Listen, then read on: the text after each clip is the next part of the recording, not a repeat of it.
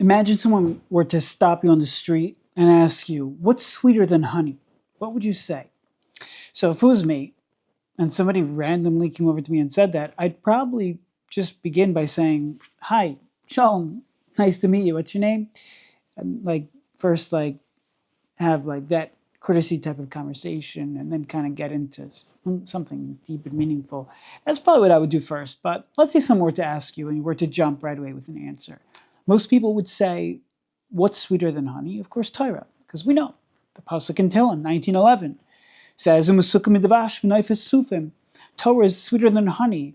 Mesugim Dvash, the Zohar tells us, Ilan Milan Deraisa, it's talking about Torah. The Shmos Rabbah says, Torah Musuka, Torah is sweet. Shenemar, as it says, Musukim Dvash. The Medrash Tanchuma furthermore says, She'ein b'chol minei hamashkin Musukin min advash, there's no liquid that's more sweet than honey. V'divrei Torah Musukim nikulan, and Torah is more sweet than all of them. Shekosav behen, as it writes about them, Umisukim Dvash. So somebody, Rav got up to shul. A Rav got up to speak at shul on Shabbos this past week, and he began with this question. He said, "What's sweeter than honey?" And then he went on to say, most people are going to tell you it's Torah. And he explained that there's actually something else that's sweeter than honey. Torah is one of them, but there's something else that's sweeter than honey. And he quoted from the Ramchal, Mesilas Yesharim, chapter 11, where the Ramchal says something is masuk midvash. What does he say? V'hanekama la masuk midvash. Revenge. Whenever you say revenge, you got to do your eyes like that. Revenge. You know what I'm saying? It looks scary. Revenge is sweeter than honey. And he said over a beautiful idea, how we have to believe in ourselves, and if we're given a challenge, we can overcome it. And HaKadosh Baruch Hu is going to help us. And he said a beautiful idea. I went over to him after davening, and because I had a question. I've never heard this before. I've probably seen them as Mesilas Yesharim, but I never thought once or twice about it.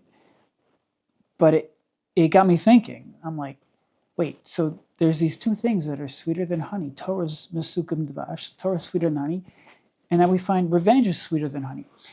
Well, doesn't that mean that there's a connection between the two?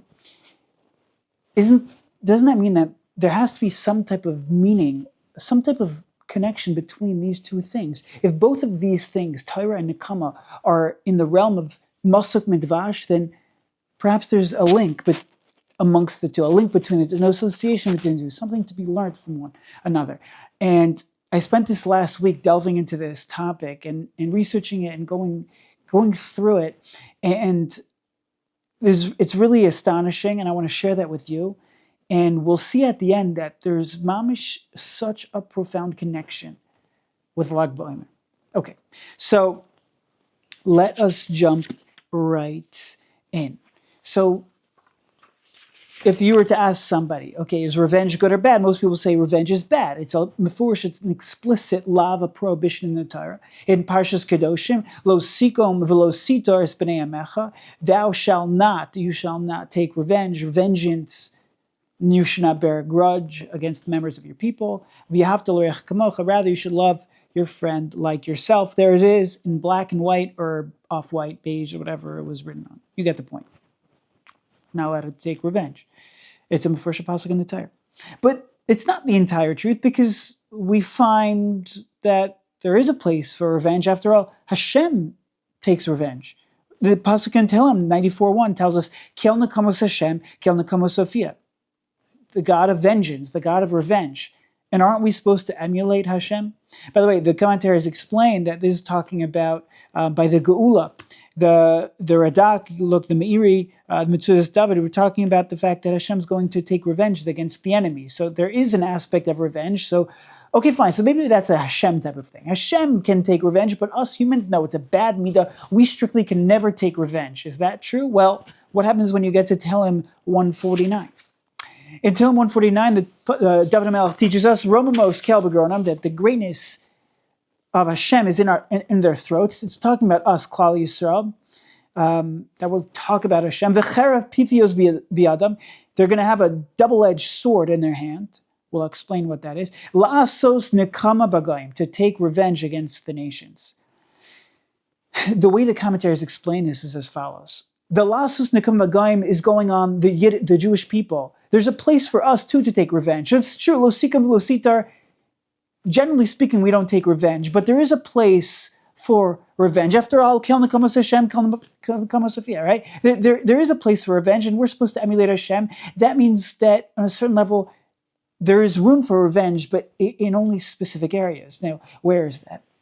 And how is that? So, notice the juxtaposition. The pasuk in Tehillim says that the cherev pifios biadam, there's going to be a double-edged sword, and the very next pasuk, the very next word say, la'asos nekama b'goyim, to take revenge. And if you think about it, what's the double-edged sword?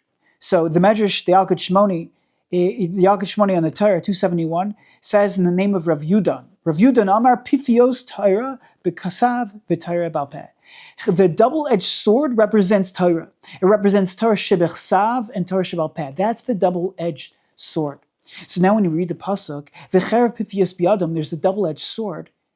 You know what you're going to use? La'asos nekama b'goyim. You know what you're going to use to take revenge against the nations? It's the cherev pifios biadam. You're going to take the double-edged sword.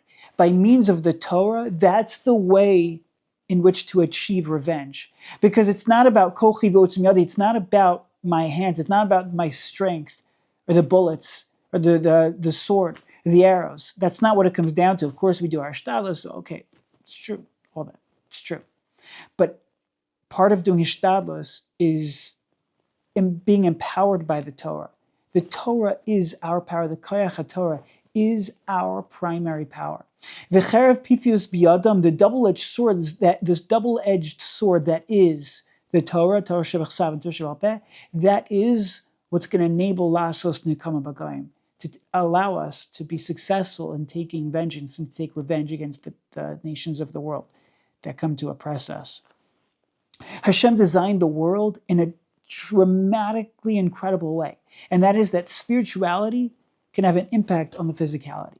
And that in order to combat the physical battle, sometimes, the spirituality is going to help. And yes, you do your shtadlus, all that, but spirituality is the key. That's the main thing. The koach HaTorah is the main thing. Yaakov Avinu said, "B'charbi v'kashti."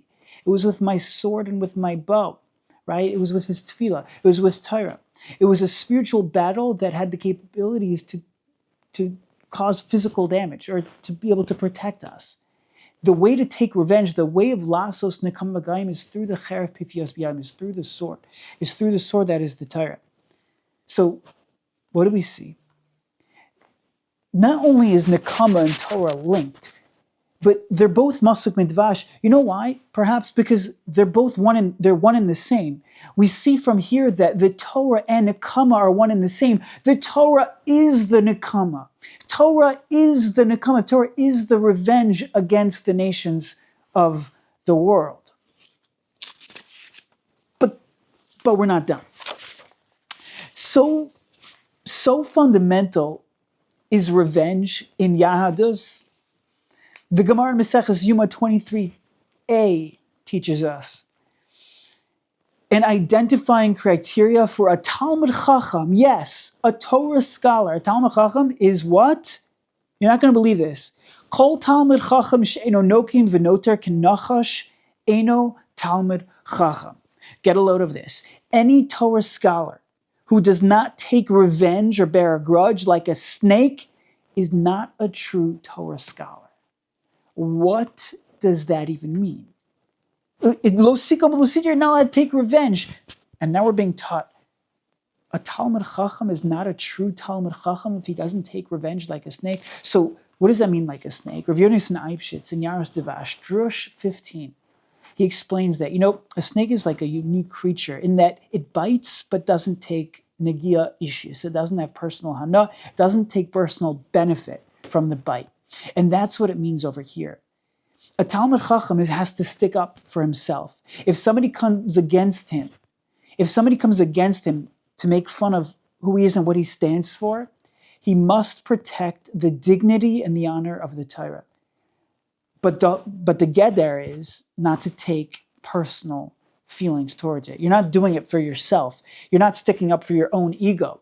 But you're sticking up and you're taking revenge like a snake. Just like a snake bites but doesn't have personal benefit, so too a Talmid Chacham is meant to take revenge, but not on a personal level. It's because he's sticking up for the honor of the Torah, for the sake of Shemaim. In his words, in the words of Rav Yonis Naimshitz, l'chavod Shemayim u'l'chavod Torah, for the honor of heaven and the Torah.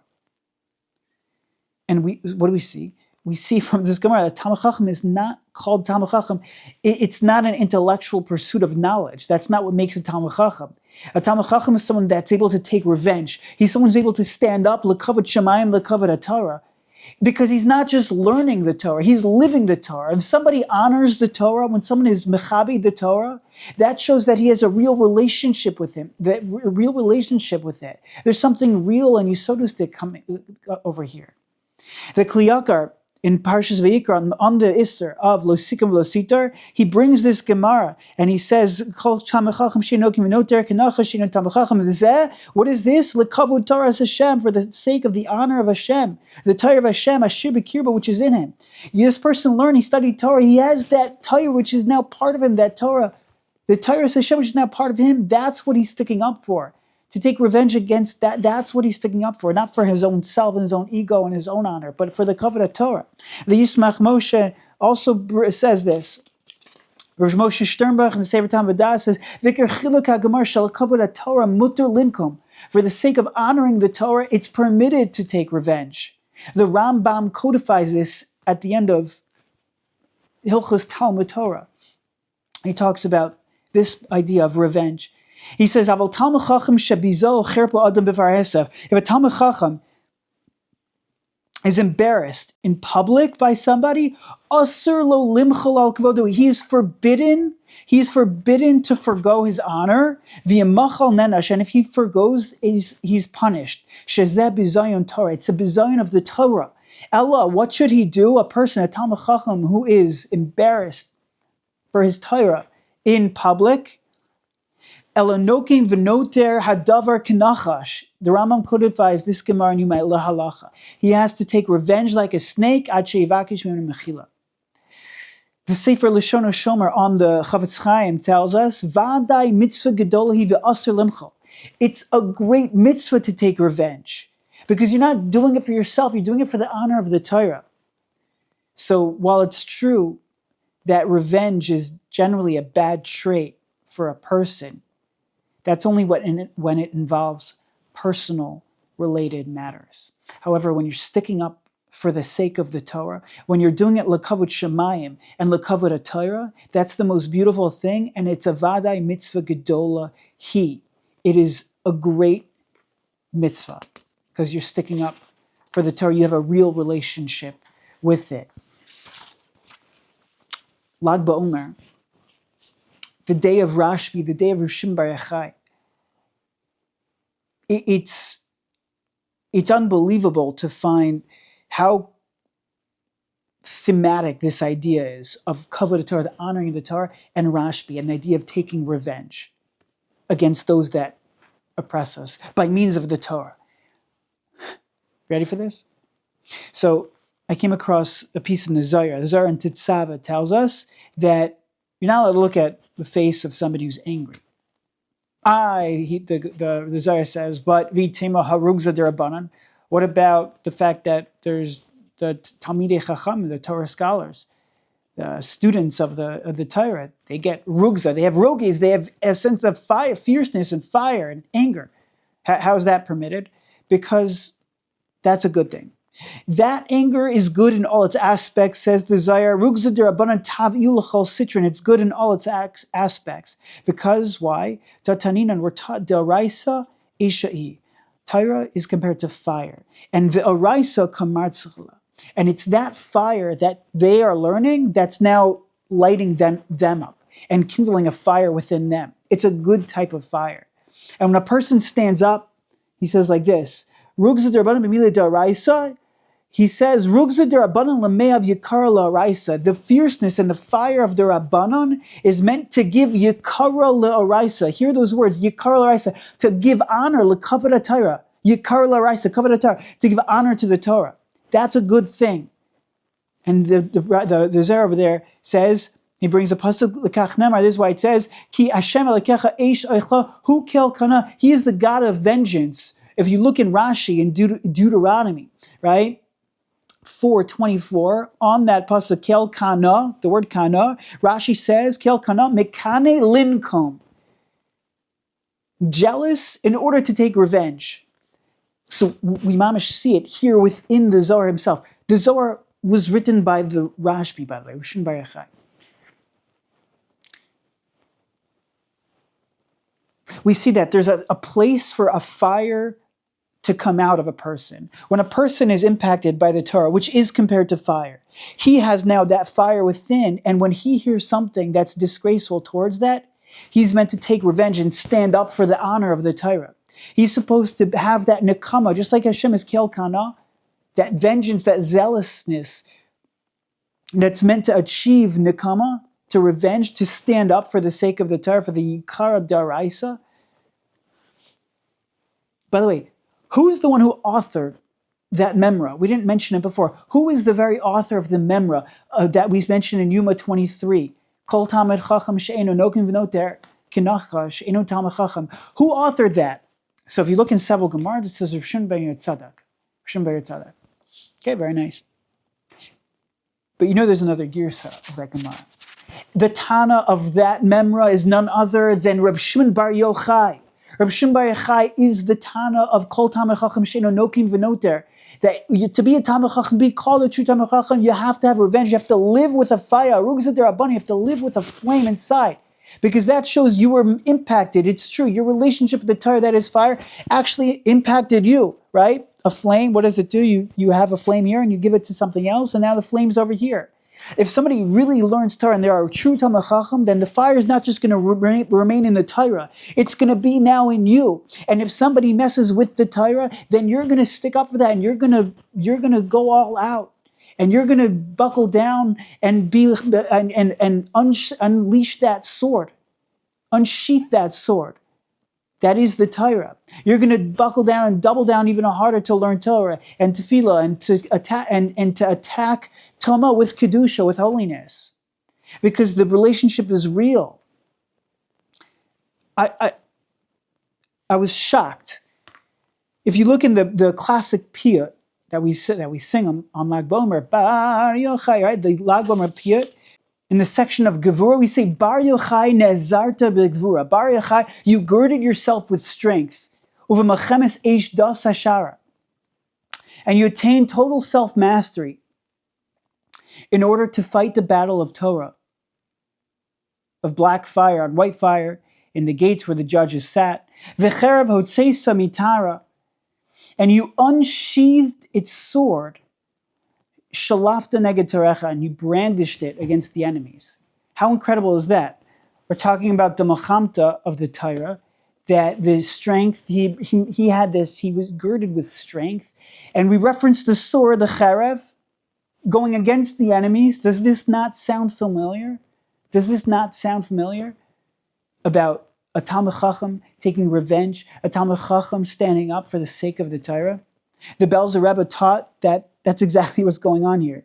That the Bar Yochai nizarta b'gvura, that Bar Yochai is someone that was girded with strength, was mikayach Torah. That's how he fought. It was through the kayach of the Torah.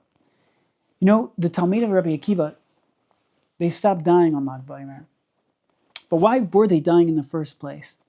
The Gemara tells us, the Gemara in Yavamos 62b, the Gemara tells us, Shelo nohagu kavod zeh v'zeh. They didn't accord each other honor. What does that mean? They didn't accord each other with honor. Says the Chidushei Agadu, says the Marsha on the Gemara. You know what he says? Mipnei shelo nohagu kavod zeh l'zeh v'lochash kol echad mehem al kavod Torah shel chavero. They didn't respect the Torah of their other friend. It was a lacking in the kavod haTorah. The mourning period of the first 32 days of the Omer was because of a lack of kavod haTorah. So does it not make sense that on the 33rd day of the Torah, it's a day that's mesugal for kavod haTorah? And how do you show the greatest kavod haTorah? Kol Talmid Chacham she'eino nokin v'noter. This is the memra from Rashbi himself, from Rishon Bar Yochai. Eino Talmid Chacham. The greatest kavod of Torah is when you're able to take revenge against it. When you stand up, that shows the greatest honor of the Torah. And you buckle down, and again, taking revenge in the sense that you're working harder, toiling even harder in Torah, and you're embracing more kedusha and davening and ruchnius and spirituality, and you applying and using the double-edged sword, the cher pifius biyadam, knowing that that's what's going to create the lasos nekam v'gayim. This is a special day. Lag Baomer is a special day that's mesugal for this, because that's who Rashbi was. Rashbi, who wrote the Zohar, and we read the Zohar, who revealed in Parshat Tetzaveh that the Torah is fire, but it kindles a fire within us. And if we realize we're one and the same, and we stand up for the Torah, then that shows the relationship is real, it's authentic, it's genuine. Because if someone just learns and it's an intellectual pursuit, so great, you know this, you go through Shas, but Shas never went through you. Right? And it's not a real relationship. It's just an intellectual, okay, I know this, I know that, wonderful, check off a box. But if you're able to stand up for the Torah, if somebody's being oppressed and there's enemies, whether it's brute force or whether it's just a mentality of society, and you're able to stand up for the honor of the Torah, then it shows it's real.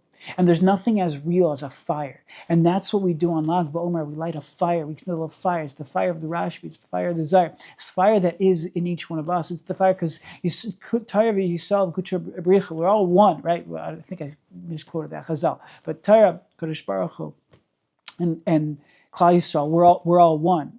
And we have to realize that. And therefore, we have to respect the kavod the Torah that someone else has. And we have to respect the Torah that's Bekirba that we have.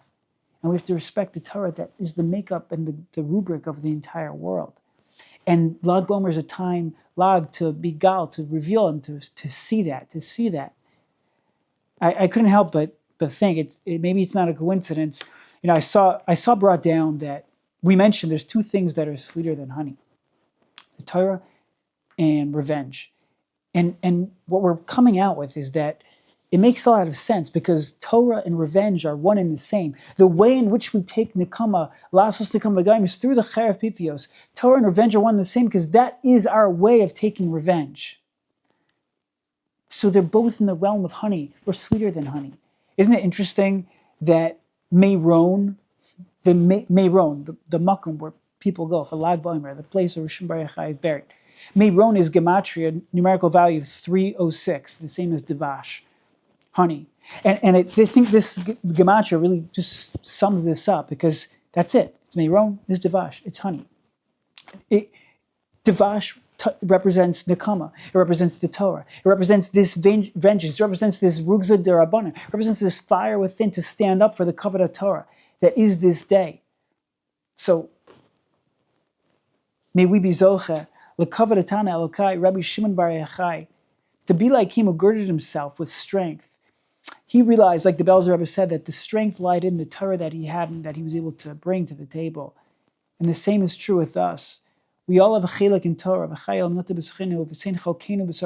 all have our own chilek in the Torah, and we have to apply ourselves. We have to be amel in it. We have to fortify ourselves with that relationship. Realize it's a fiery relationship, and the Torah is fire, and it lights up fire within us.